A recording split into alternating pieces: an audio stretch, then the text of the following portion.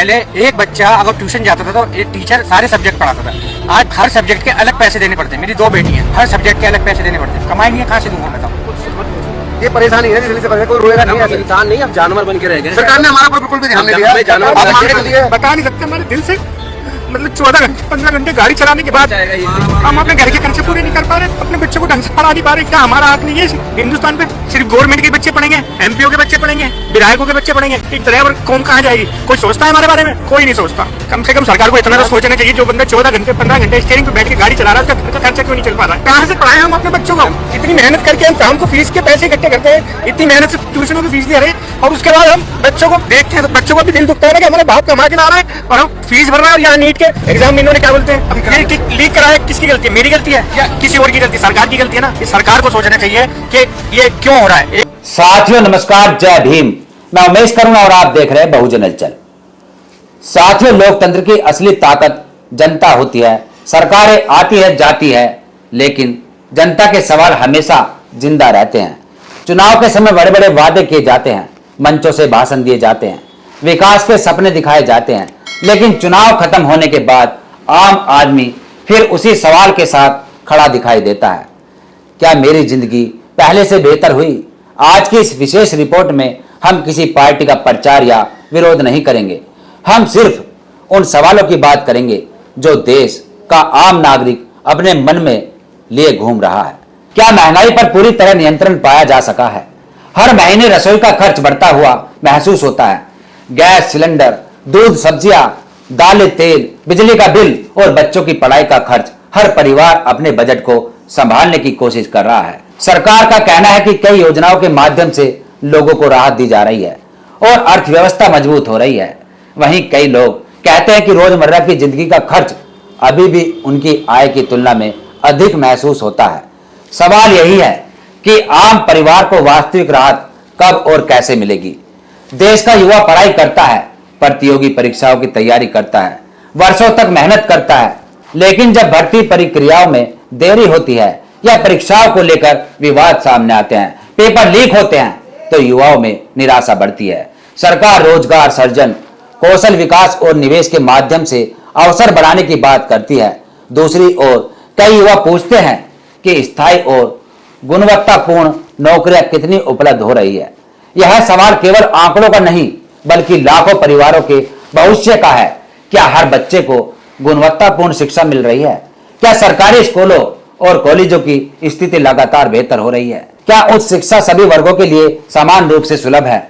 शिक्षा केवल डिग्री लेने का माध्यम नहीं बल्कि देश का भविष्य तैयार करने की नींव है। इसलिए इस क्षेत्र में होने वाला हर फैसला करोड़ों छात्रों के जीवन को प्रभावित करता है। कोरोना महामारी ने पूरे देश को यह एहसास कराया कि मजबूत स्वास्थ्य व्यवस्था कितनी जरूरी है। आज भी कई ग्रामीण क्षेत्रों में विशेषज्ञ डॉक्टरों की कमी, अस्पतालों में संसाधनों की कमी और इलाज के बढ़ते खर्च जैसी चुनौतियां सामने आती है। दोस्तों, किसी भी लोकतंत्र की असली पहचान केवल चुनाव नहीं बल्कि जनता के जीवन में आने वाला सकारात्मक बदलाव होता है। महंगाई, रोजगार, शिक्षा और स्वास्थ्य जैसे मुद्दे किसी एक पार्टी या सरकार के नहीं बल्कि पूरे देश के भविष्य से जुड़े विषय है। इन सवालों पर लगातार चर्चा होना और समाधान की दिशा में प्रयास होना लोकतंत्र की मजबूती का संकेत है। जनता की उम्मीद यही होती है कि जो वादे किए जाए वे धरातल पर भी दिखाई दे। आपकी इस विषय पर क्या राय है? क्या आपको लगता है कि इन क्षेत्रों में पर्याप्त सुधार हुआ है या अभी भी बहुत कुछ किया जाना बाकी है? आपने देखा जंतर मंतर पर सीजेपी ने एक बड़ा आंदोलन खड़ा किया जिसमें अभिजीत दीपके, सोनम वांगचुक और उनके साथ सैकड़ों, हजारों यानी लाखों लोग साथ आए। सड़कों पर ऐलान जंग किया गया। सड़कों पर एक ऐसा आह्वान किया गया कि अब हम संसद का घेराव करेंगे और उन्हें दिखा देंगे कि अपनी ताकत असल में क्या है। और साथियों, इस आंदोलन की आहट, इस आंदोलन की चिंगारी पूरे विश्व भर में पहुंच चुकी है। लगने लगा है कि अब देश के अंदर शिक्षा, स्वास्थ्य व रोजगार पर एक बड़ा काम हो सकेगा। और अब उम्मीद यह भी की जा रही है कि अब तो यह पेपर लीक को लेकर प्रदर्शन किया गया, एक बड़ा आंदोलन खड़ा किया गया, लेकिन आने वाले समय में स्वास्थ्य में जो कमी है, जो अस्पताल अपनी मनमानी चलाते हैं, जो मरीजों से बेफजूल खर्चा वसूला जाता है, जो मरीजों को मकान तक बेचने पड़ जाते हैं अपनी जान बचाने के लिए। और अब आवाज यह उठाई जा रही है कि स्वास्थ्य के अंदर भी सुधार किया जाए। अस्पतालों के अंदर जो डॉक्टर बैठे हैं, एक तरह से जो व्यापारी बैठे हैं, जो मनचाहा पैसा वसूल करते हैं, कि उनको भी सबक सिखाया जाएगा। और उसके बाद रोजगार को लेकर जो आज लोग, आज के युवा सोशल मीडिया के तरीके से अपना रोजगार भी जोड़ रहे हैं।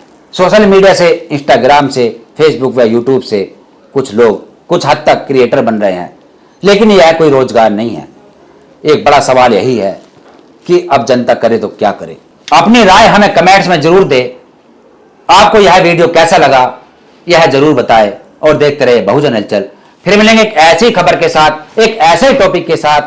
तब तक के लिए जय भीम, जय भारत, जय संविधान, जय विज्ञान। धन्यवाद।